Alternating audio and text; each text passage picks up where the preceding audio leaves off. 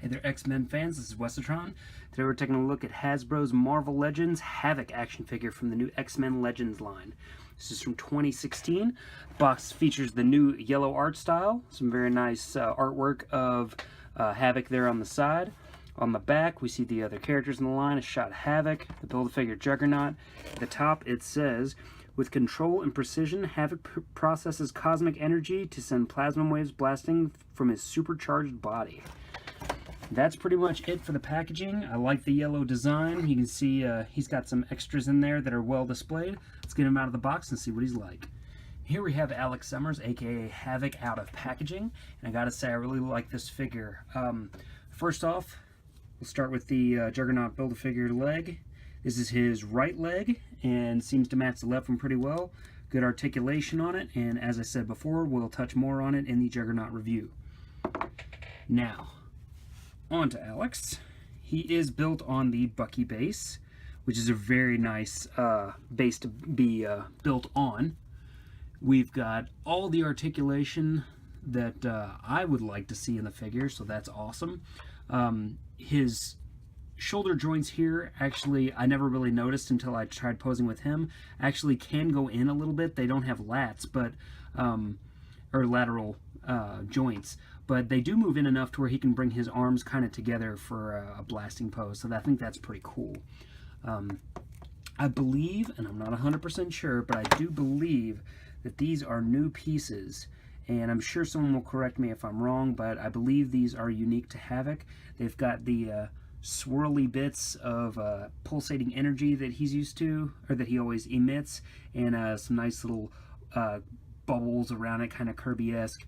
Very cool. And these are actually, I hope that the light picks it up. On the back you can see they're mostly just translucent blue, but on the front there is some spray of light blue or white to kind of give it some dimension. It's a little different on both of them. Sculpt wise they are identical, but they do look a little differently just from the paint apps. So pretty cool. I like these a lot, and they snap onto the wrists very easily. That same quality of going from dark blue to light blue is also evident on his chest. If you can see, it starts white and then gets darker as it goes out. Very nice, clean, circular pattern on his chest. This is his newest costume, which is, I believe, in Uncanny Avengers, although I'm not up to date on my Avengers and X-Men books, so you'll have to forgive me if I'm wrong on that.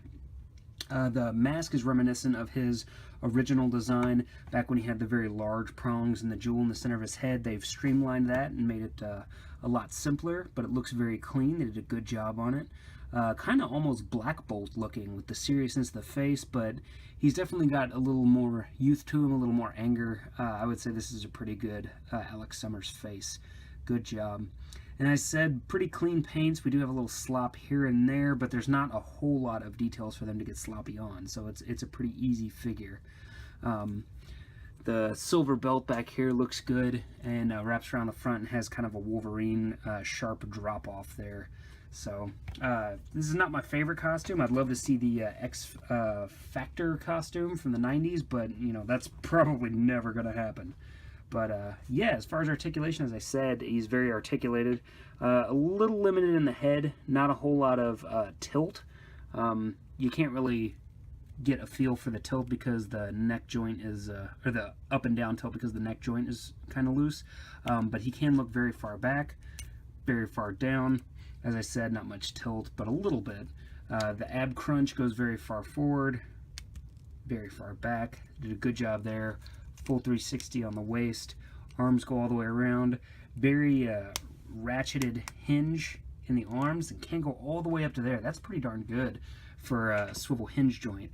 Swivel in the biceps muscles, or just above the biceps muscles.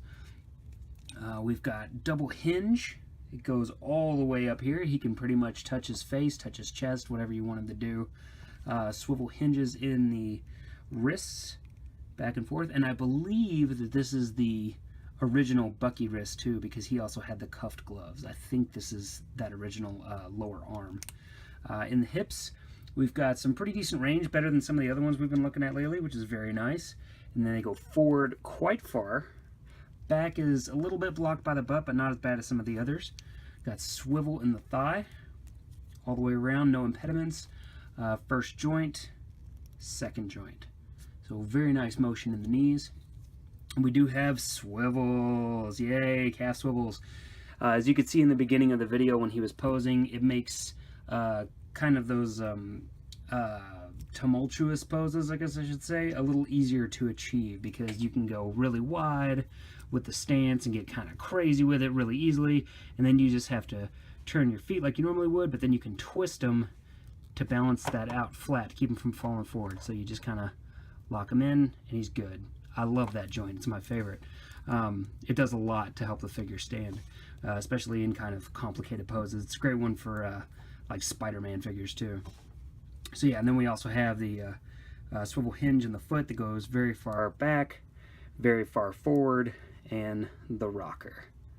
So yeah, very nice. I really like this figure. In terms of scale, he does match up with the other Bucky figures from Marvel Legends. So just like Machine Man, he is right at about the same head height, just a hair taller than Kitty Pryde there, and about a full head shorter than his nephew Cable, which I guess is his nephew. Things get kind of weird in the Summers family. And I would say he is right at about 6¼ inches tall. So that might be a little bit tall in terms of actual scale, but we'll definitely post that up so you can see. Now, he's a $20 figure. For your $20, you get an excellently articulated figure, which I really enjoy. I love the calf swivels. I'm always going to harp on that. That's my thing. You get the Juggernaut Build-A-Figure leg. You get 2 accessories. The only other accessory I really would have liked with this figure would have been kind of a snap-on chest piece, similar to what came with Rocket Raccoon for Star-Lord, you know, but have it be his energy leaking out of his chest. You know, I just think that would look cool. I suppose you could always kind of like rig something up with that if you wanted to. But yeah, overall, 20 bucks. This is about the range that we expect for this type of figure. Not a whole lot of new sculpting, but it kind of works for the character. I like the look of the face. The paintwork is pretty clean, and overall, it's just a good figure. If you have any questions or comments about it, please throw them down in the box below. I'd be glad to answer them for you. And if you'd like to see more Marvel Legends review, please throw me a subscription. Or thanks for coming by. See you later. Bye.